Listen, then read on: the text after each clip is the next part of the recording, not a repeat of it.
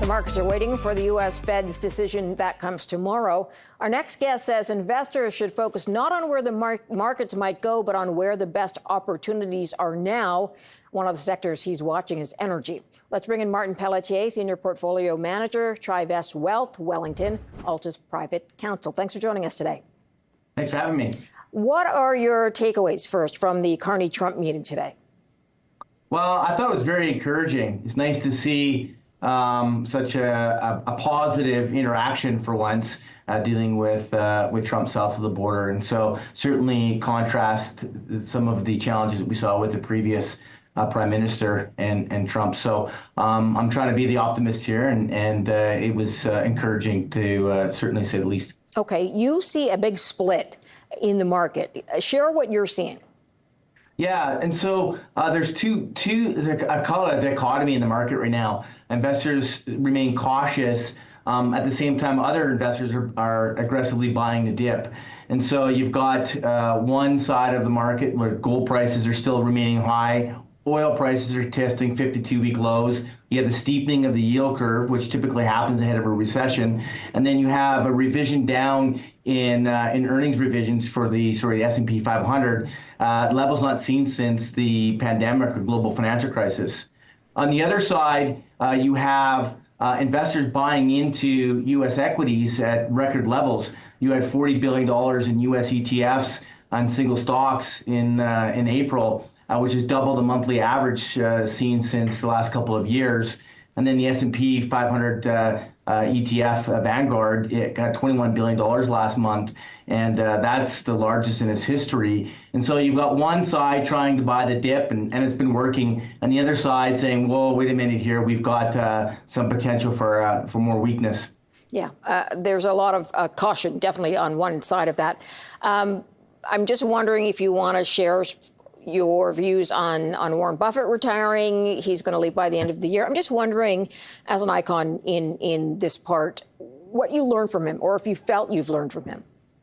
Oh, it's been so wonderful to have him in the investment world, and he's been a tremendous benefit to all of us who have been building a career in this space. Not seen since the likes of Benjamin Graham.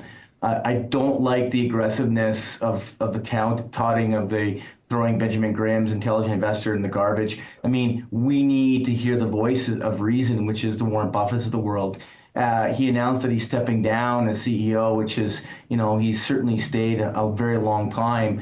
But listening to his wisdom on the weekends, market don't always go up. Check your emotions at the door. The world does make big mistakes.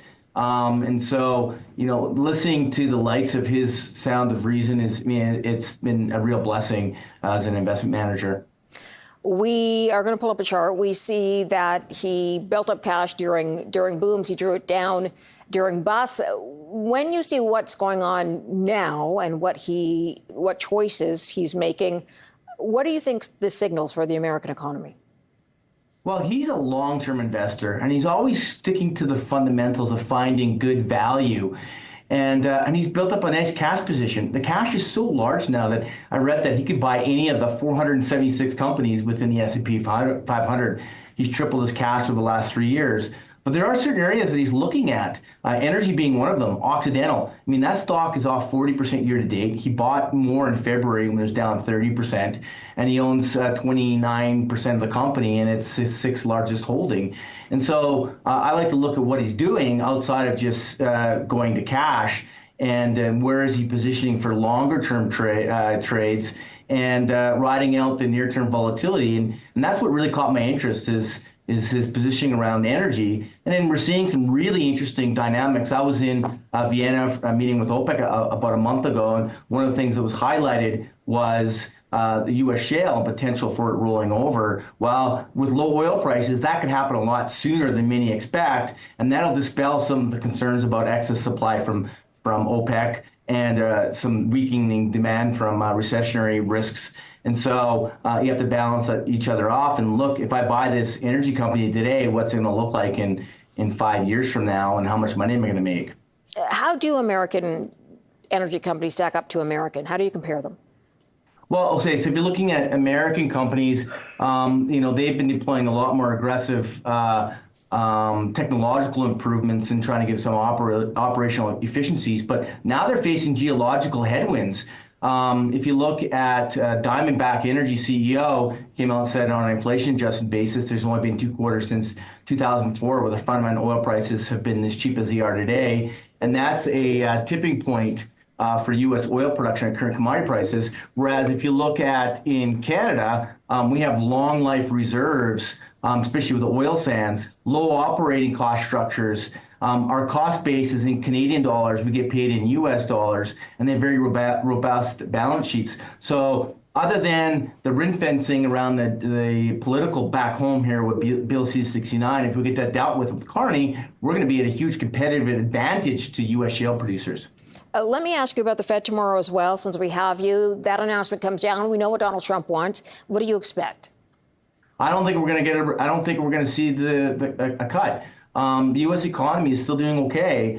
I think it's being masked by a lot of the front-end loading. If you look at their imports, people are concerned about the tariffs, so people are spending more money now, knowing that they're going to be going up higher, and that could be creating an artificial environment. Whereas, some concerns about inflation and the economy is stronger than what it really is. But until we see that downturn, I think the Fed is more reactive than proactive. You saw that with how they reacted with rising interest rates. They were too late. They were too late in regards to lowering them. So, I think they're going to be more reactive, and that's going to probably piss off Donald Trump. So, sorry, but it'll certainly, we'll get some good tweets or X posts tomorrow. Yeah, lots of things do piss him off. So it's expected. Martin Pelletier, sir, thanks for joining us today. Appreciate your time on this. Thank you.